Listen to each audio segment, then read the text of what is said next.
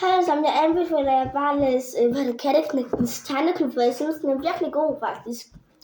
Det her, det er, lad mig lige se, 3 og 4, med forskel.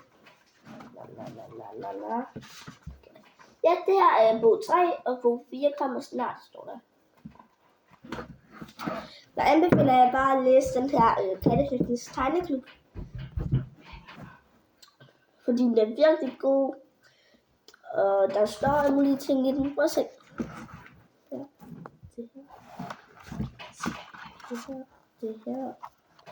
det her. Og så står der også noget bagpå. Her er lidenskab og uhæmmet kreativitet. Det kan blive årets historie. Og sådan noget.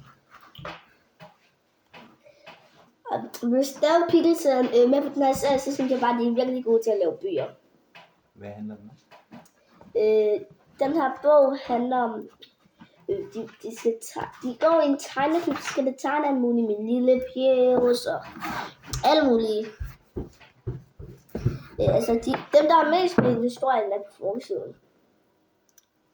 Ja, okay. Hvor mange mentors vil du give den? 1 ud af 5. Hvor 5 er det allerbedste? Så mange mentors.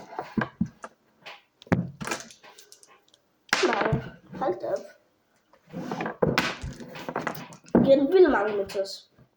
Så jeg vil bare gerne sige, jeg synes faktisk, at læse den her.